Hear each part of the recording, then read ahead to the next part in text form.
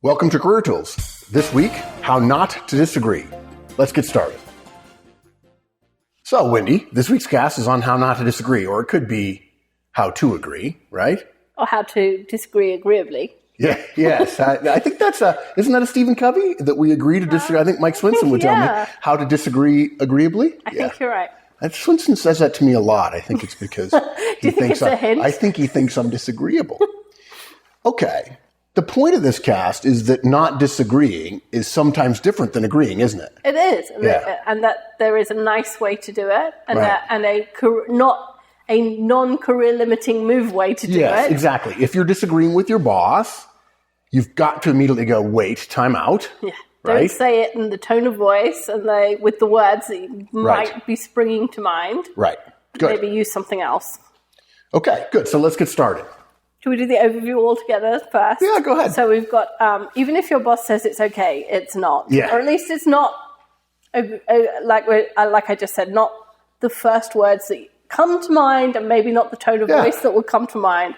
Well, let's put it this way. Even if your boss says it's okay, it's not as okay as so many people act as if it is. Mm-hmm. Exactly. Yeah. And it's not because bosses are stupid and thin-skinned and arrogant, although that's often true. It's because the boss wants open communication up to a point. But those of us who have been bosses can say, yeah, not always complete agreement. Complete openness is what we want. Yeah, exactly. Good. Okay. So then we're going to go through three phases of phrasing your disagreement so that it sounds less confrontational. Yeah, exactly. So phase 1, agree. Phase 2, never say but. Yeah, wait a minute. You just said phase 1 is to agree. Yeah. Agree with what you can agree with. Yeah. Which we'll explain in a minute. Okay.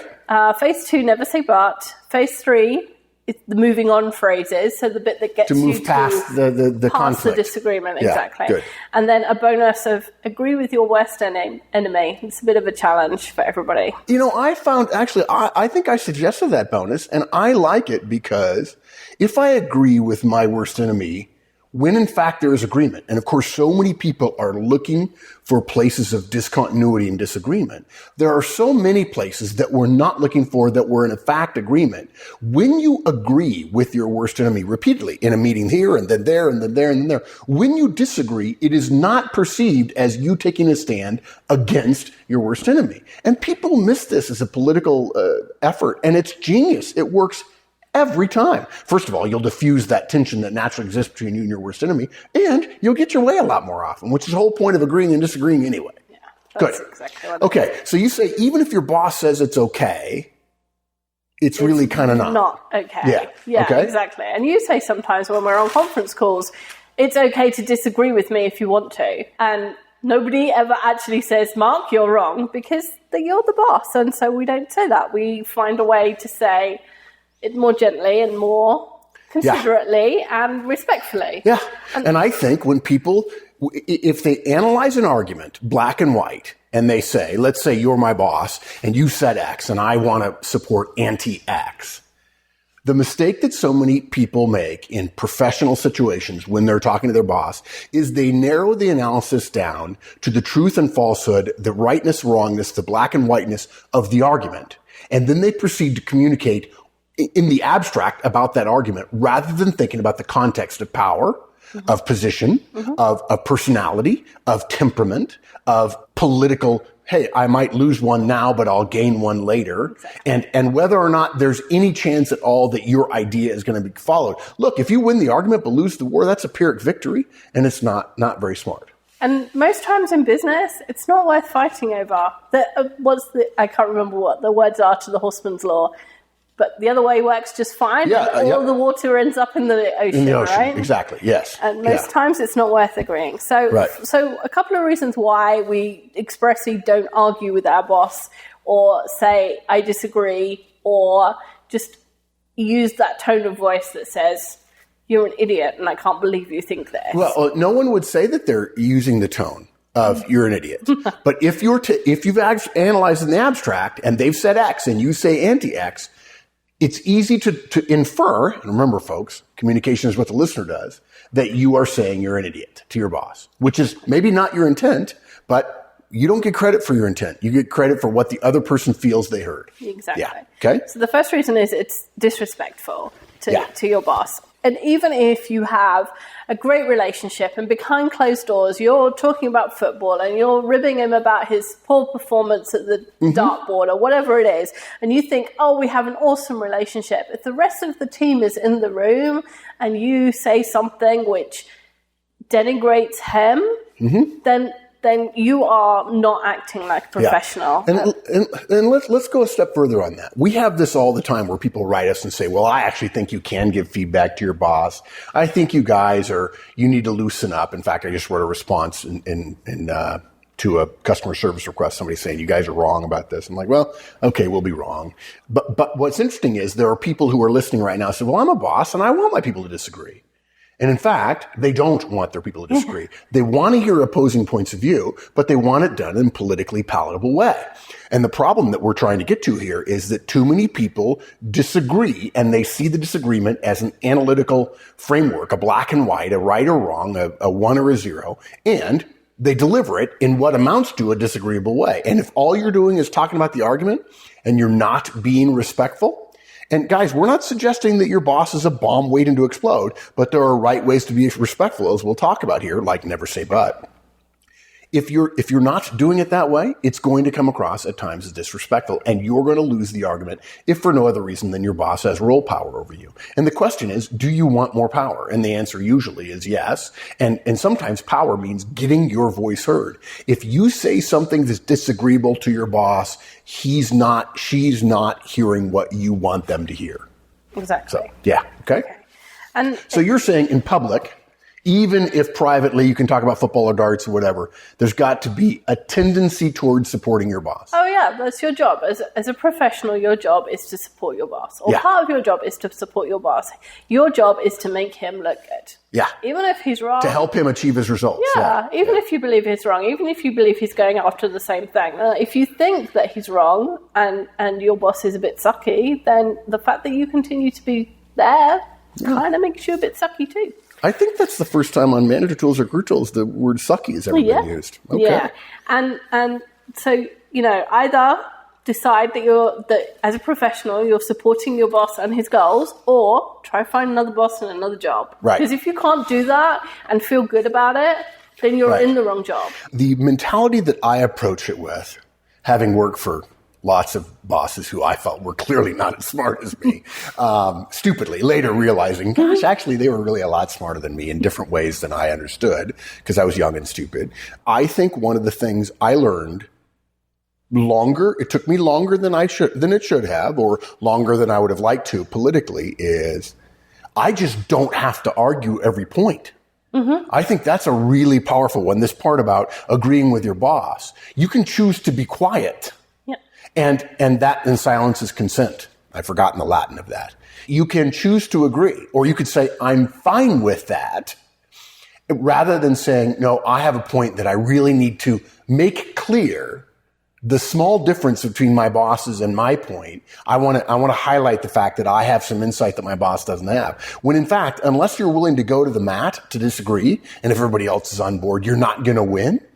You can agree simply because it's not a battle you wish to fight, right? Yeah, it's Sun Tzu saying, if your opponent is superior to you, leave, don't fight, right? Only fight when you believe you can win. And there are a lot of situations where your boss's power alone is enough to keep you from winning. And so agree simply because you know you can't win. And to disagree and to lose is to lose political power. Yeah, good, okay? So another way of looking at it, in case we haven't convinced you yet, is it's not about respect or disrespect for the person, but for the position. So whether or not you believe that Obama is the right president for the country right now, for the US right now, if you met him, you would be respectful. Because it's the position you're respectful of, not the person. Yeah. So be respectful of your boss because he is your boss. However you think he got there imperfectly, he got there, and he deserves respect for that. Yeah. To meet the President of the United States is to be odd. If you're not a little bit odd, you're missing the point. Now, look, folks, we're not saying your boss is the president of the United States. There are very few people as bright and as clever as President Obama or many other leaders of free countries all over the world. Yet, there is something to be said for the deference that role power accords one. And we're not suggesting that that's a reason to simply roll over in all cases, but the combination of deference for the position, recognizing that not all arguments are simply black and white analytical frameworks around the idea, and recognizing that you're going to have to live to fight another day to some degree, all good reasons to say, maybe I could find a way to agree here. And, as I mentioned earlier, if I'm agreeing in certain situations and I'm not losing power, maybe in fact I'm gaining power because I'm helping my boss defeat somebody who is falling on their sword mistakenly when their boss is going to win, when your boss is going to win anyway, you may in fact be gaining enough political points to win a battle when you really are willing to fall on your sword. Exactly. Yeah. Good. So, and then fighting with your peers is also antithetical to being a professional. And we really don't like. There's a difference between disagreeing and full-on fighting. Yeah, saying, I disagree, you're wrong, that's stupid, why would you think that? Those are all... But people seem to be willing to do that with their peers, even when they're not willing to do it with their boss. Like full-on fighting. Yeah. And I'll confess, I've done that. And I wouldn't do it now because now I'd get fired for it. You can make your point that you are in disagreement with somebody else without being disagreeable. Exactly. And I think too often, again, it's an analytical discussion. It's an idea. It's black and white. There are very few ideas that we discuss at work that are purely black and white. So few. Mm-hmm. So few. We say the customer's always right. And then privately people say, yeah, until the customer's a jerk or he's wrong. Right? Yeah. If a customer is disrespectful to an employee, that customer's not right. Right? And so you would think that customer's always right is one of those hoary phrases that, well, that's always black and white, isn't it? No, it's really not. And sometimes we sacrifice profit for investment.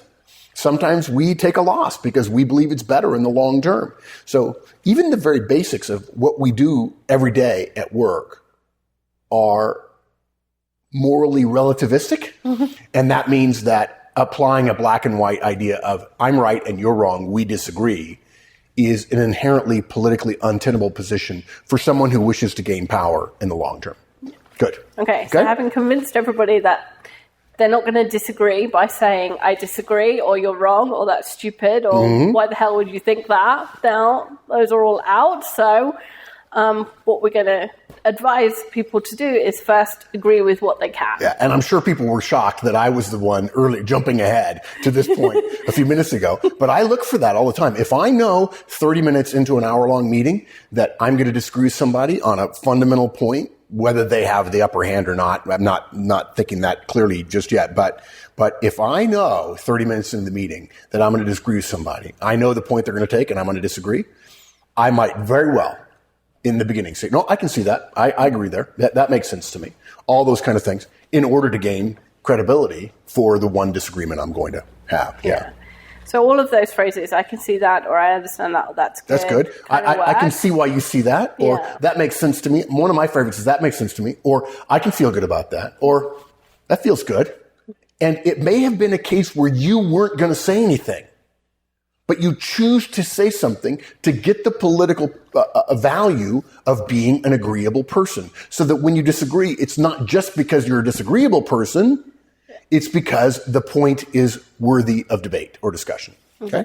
Good. So we have an example here. Your boss comes to you and says, I have this great idea. Instead of 45 days payment terms, let's move everybody to 30 days immediately. And the beauty of that a boss would say that because you're going to get paid sooner, and then you get time value of money. Yeah. Okay. Now, and your first thought is, my customers are going to hate that, and they're all going to be on the phone whining at me and complaining at me, and I'm going to have to deal with We have a good relationship at 45. Why are we dealing with 30? Why would my boss make me do that? And instead of saying all of those things, which might be your first instinct, you can say, I can see the benefits of that, because you can see the benefits. You can see the benefits. That's a true statement. Exactly. Yeah. So it's not the only true statement, but it is a true statement, and you just agreed with your boss. Okay. Once you've said that, then we get to phase 3, which is never say but. So but says, I'm now going to disagree. Right. And instead, you say and.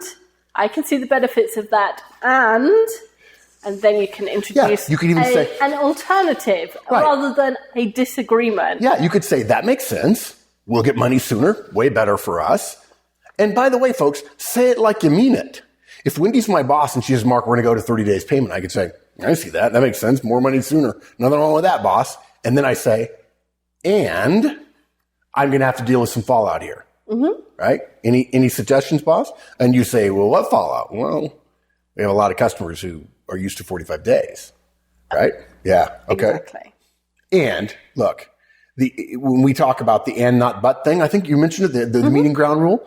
When we say but, it is an emotional demarcation in a meeting, in my experience.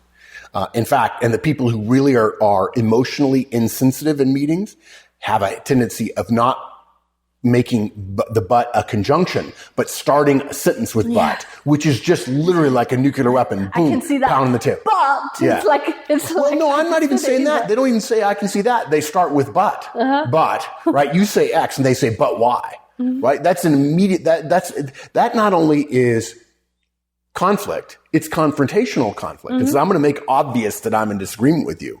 Whereas if you say I can see that, but that's slightly better, but I can see that and now says we're going to talk about two different ideas that don't have to be in conflict with one another, but they exist in the same space and they may create problems for us, but they're not conflicting ideas. It is not in conflict to say we can get our money sooner and then say customers will be upset. Those two things are not necessarily in conflict with one another. They exist within the same space. They could happen at the same time. And we have to weigh the value of customer conflict with the value of getting paid sooner. Exactly. Okay. And that using and instead of but is an absolute habit thing.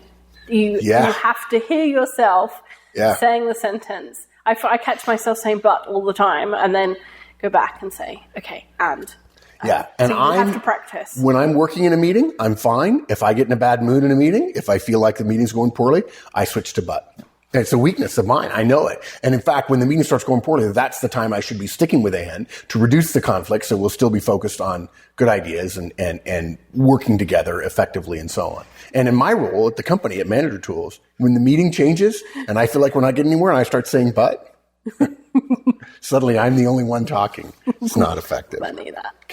Okay, so here's one way you might answer your boss if he has this great idea about 45-day payment terms. So I can see the benefits of that, and I think we might have problems introducing it suddenly to our customers now. Right. We could make it new policy starting in June. We'd still get the benefits you described, just a little bit delayed. Right. So. Yeah, that's good. Right? Yeah. That's good. And we could do that. And let's put it off a little bit and give our customers time to get used to it. Right. Is the subtext, but you're not saying that. Right. Or here's another one.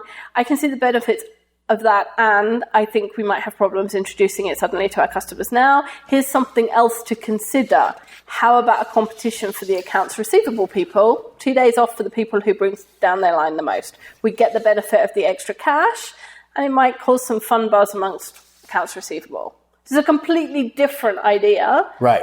That still has the same benefits, or some of the same benefits, but moves your boss right away from his ridiculous idea. Right. And you could even make it simpler, guys. You could say this. I love the idea. We'll get money sooner. And the problem I can see it creating is conflict with the customers. Boss, as long as you're okay with that, right? Yeah.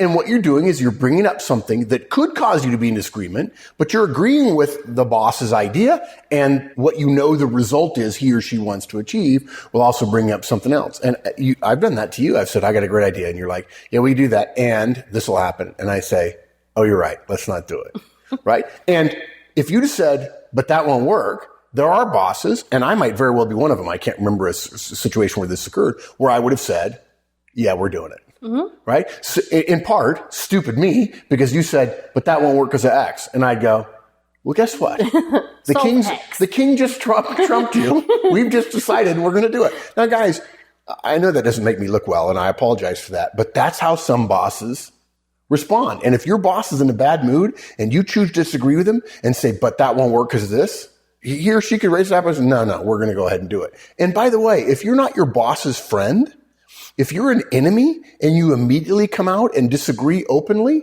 the boss can always use role power. And the boss is like, well, I don't have to worry about the conflict among my team that things, and the team is going to hate you as well. The team is going to be like, oh, great. Thanks, dude. You disagreed. And the boss just decided he would use role power and stop the discussion. We didn't have a chance to argue with you because you were so disagreeable in the way you disagree with the boss right in the beginning.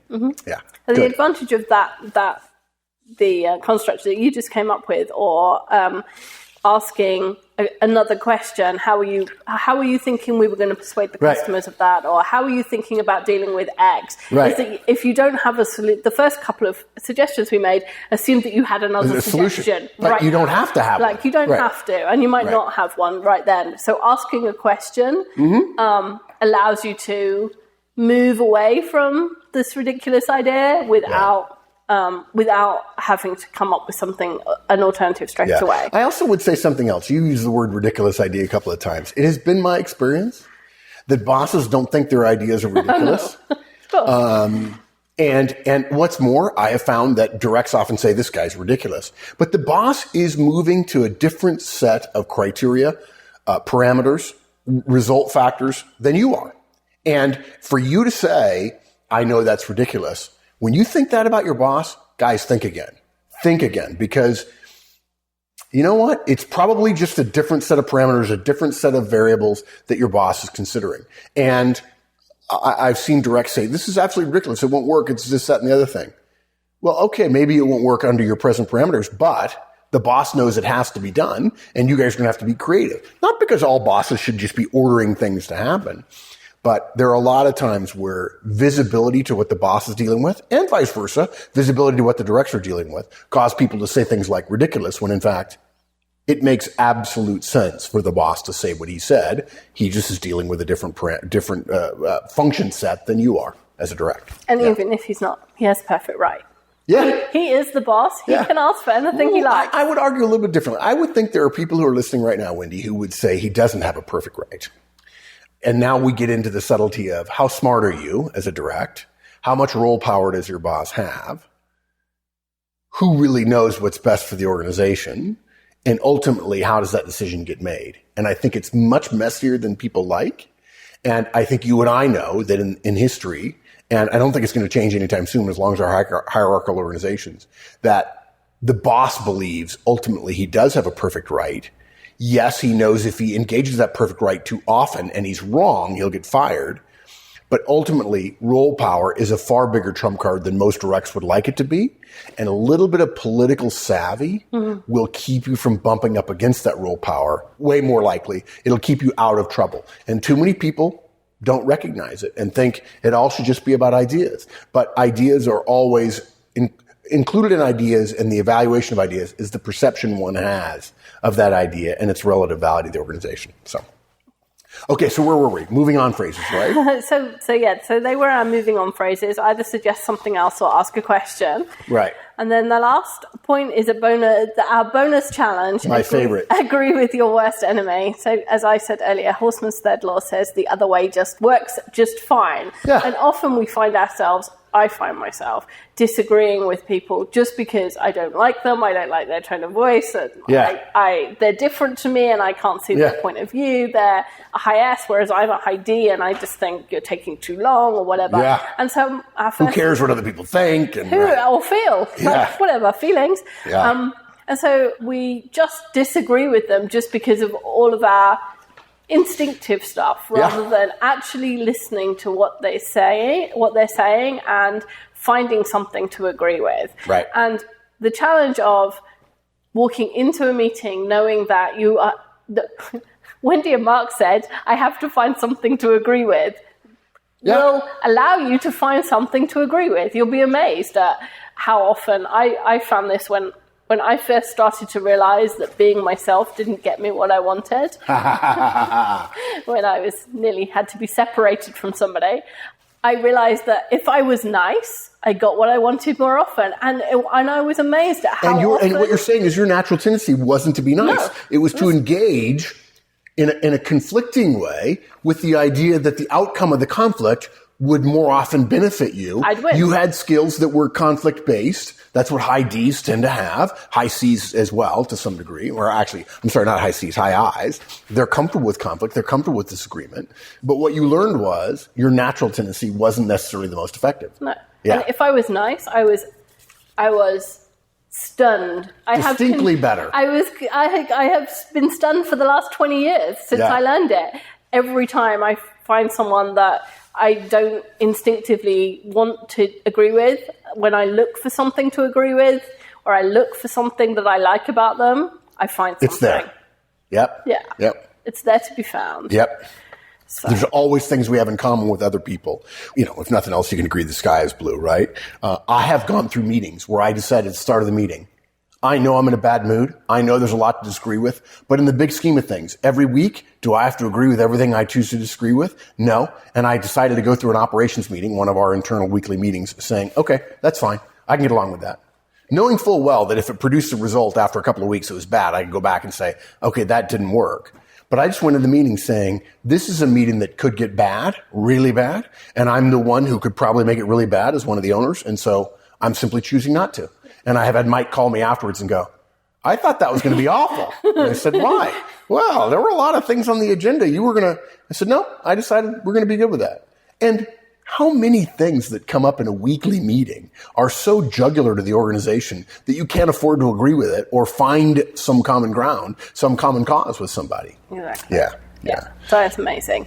Yeah, so instead of listening to the difference, try to find something, anything, however small you can agree with, even if that person is advocating something that you think is probably not going to work. If in fact it's not going to work, it'll not work in the future and you'll win the argument. Well, apparently you and I were both wrong, Bob. It was your idea as I recall. Right? Sounded like a great idea. I'm so sorry it didn't work. Yeah, so sorry. Because, I could see your point. Yeah, certainly absolutely. could see your point, and I bought into it, but clearly you were wrong, dude. Yeah, I think being willing to agree with your worst enemy, my favorite part of that is recognizing that you are earning points so that when you do disagree, it's not because you're a disagreeable person or because they're your worst enemy, but rather because you believe you have the chips in your pile, you have the hand that's been dealt to you, that you can play a hand, and you're not bluffing. You're saying, no, I disagree. I'm going to go to the mat on this one. I really feel strongly about that. But if you're always disagreeing with your worst enemy, or for that matter, everybody else, because you see things clearer or smarter or better, you're going to be the boy who cried wolf. Mm-hmm. And when you really want to win an argument, you're not going to be able to, because everybody's just going to say, well, that's Mark and he's just disagreeable. Yeah. And that's not a way to be effective, because the race always goes to the one who's still running at the end as opposed to the one who's sprinting and falls down. It goes far more often to the tortoise rather than it does to the hare. Absolutely. Yeah. So wrap us up. Okay, so we had, even if your boss says it's okay, it's not. Or there are times when it's not. Right. Yeah, and there's ways to say it, even if it is. Phase 1, agree with what you can. Phase 2, never say but. Phase 3, either suggest something else or ask a question in order to move on. And if you want to accept our challenge, agree with your worst enemy. Yeah, and I would say that there are certainly times, generally we're talking about disagreement before the boss has made a decision. Once the decision is made, we've looked at 3 different options, and the boss has said we're going to do X rather than Y, or some other department has said we're going to do X rather than Y. No sense arguing at that point, folks. Then it's everybody on board. Deal. A done deal. Let's all move in the right direction. As we like to say, murder the unchosen alternative, right? You may agree with the unchosen alternative, but you don't get to think about it, talk about it, or be disagreeable relative to it when everybody's on board and we're taking action. There's a difference between discussing something and then the decision, when the decision includes a choice and an action associated with it. Okay. Okay, done. Great. Thanks. Another week down the drain. Well done. Thank you. Bye, everyone. That's it, folks, for this week's edition of Career Tools. Come back next week. After all, it's spring and it's baseball, and you never know. Bet you didn't expect that. See you then.